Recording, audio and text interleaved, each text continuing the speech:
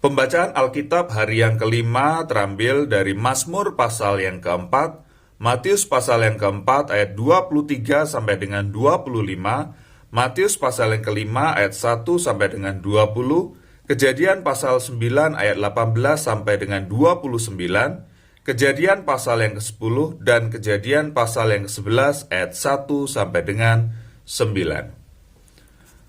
Mazmur pasal yang keempat. Untuk pemimpin biduan dengan permainan kecapi, Mazmur Daud. Apabila aku berseru, jawablah aku ya Allah yang membenarkan aku. Di dalam kesesakan Engkau memberi kelegaan kepadaku. Kasihanilah aku dan dengarkanlah doaku. Hai orang-orang, berapa lama lagi kemuliaanku dinodai? Berapa lama lagi kamu mencintai yang sia-sia dan mencari kebohongan? Selah. Ketahuilah bahwa Tuhan telah memilih baginya seorang yang dikasihinya. Tuhan mendengarkan apabila aku berseru kepadanya. Biarlah kamu marah, tetapi jangan berbuat dosa. Berkata-katalah dalam hatimu di tempat tidurmu, tetapi tetaplah diam. Selah. Persembahkanlah korban yang benar dan percayalah kepada Tuhan. Banyak orang berkata, siapa yang akan memperlihatkan yang baik kepada kita? Biarlah cahaya wajahmu menyinari kami ya Tuhan. Engkau telah memberikan sukacita kepadaku lebih banyak daripada mereka ketika mereka kelimpahan gandum dan anggur. Dengan tenteram aku mau membaringkan diri lalu segera tidur. Sebab hanya Engkaulah ya Tuhan yang membiarkan aku diam dengan aman. Matius pasal yang keempat ayat 23 sampai dengan 25. Yesus pun berkeliling di seluruh Galilea. Ia mengajar dalam rumah-rumah ibadat dan memberitakan Injil Kerajaan Allah, serta melenyapkan segala penyakit dan kelemahan di antara bangsa itu.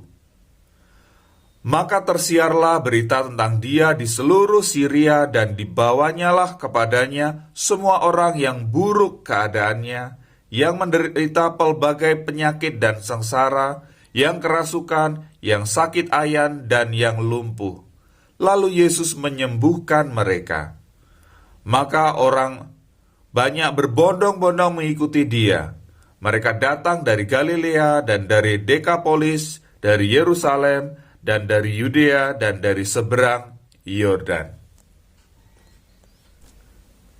Matius pasal yang kelima ayat 1 sampai dengan 20. Ketika Yesus melihat orang banyak itu, naiklah ia ke atas bukit, dan setelah ia duduk, datanglah murid-muridnya kepadanya. Maka Yesus pun mulai berbicara dan mengajar mereka, katanya, berbahagialah orang yang miskin di hadapan Allah, karena merekalah yang empunya kerajaan sorga. Berbahagialah orang yang berduka cita, karena mereka akan dihibur. Berbahagialah orang yang lemah lembut, karena mereka akan memiliki bumi. Berbahagialah orang yang lapar dan haus akan kebenaran, karena mereka akan dipuaskan. Berbahagialah orang yang murah hatinya, karena mereka akan beroleh kemurahan. Berbahagialah orang yang suci hatinya, karena mereka akan melihat Allah. Berbahagialah orang yang membawa damai, karena mereka akan disebut anak-anak Allah. Berbahagialah orang yang dianiaya oleh sebab kebenaran, karena merekalah yang empunya kerajaan sorga. Berbahagialah kamu, jika karena aku kamu dicela dan dianiaya, dan kepadamu difitnahkan segala yang jahat. Bersukacita dan bergembiralah, karena upahmu besar di sorga. Sebab demikian juga telah dianiaya nabi-nabi yang sebelum kamu. Kamu adalah garam dunia. Jika garam itu menjadi tawar, dengan apakah ia diasinkan? Tidak ada lagi gunanya selain dibuang dan diinjak orang. Kamu adalah terang dunia.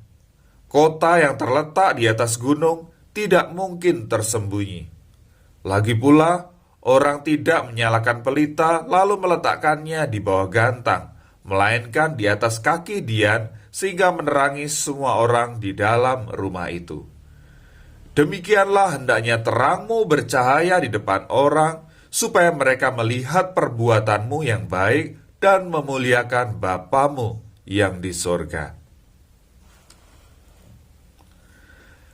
Janganlah kamu menyangka bahwa aku datang untuk meniadakan hukum Taurat atau kitab para nabi. Aku datang bukan untuk meniadakannya, melainkan untuk menggenapinya. Karena aku berkata kepadamu, sesungguhnya selama belum lenyap langit dan bumi ini, satu iota atau satu titik pun tidak akan ditiadakan dari hukum Taurat sebelum semuanya terjadi. Karena itu, siapa yang meniadakan salah satu perintah hukum Taurat, sekalipun yang paling kecil, dan mengajarkannya demikian kepada orang lain, ia akan menduduki tempat yang paling rendah di dalam kerajaan surga. Tetapi siapa yang melakukan dan mengajarkan segala perintah hukum Taurat, ia akan menduduki tempat yang tinggi dalam kerajaan surga. Maka aku berkata kepadamu, jika hidup keagamaanmu tidak lebih benar daripada hidup keagamaan ahli-ahli Taurat dan orang-orang Farisi, sesungguhnya kamu tidak akan masuk ke dalam kerajaan surga.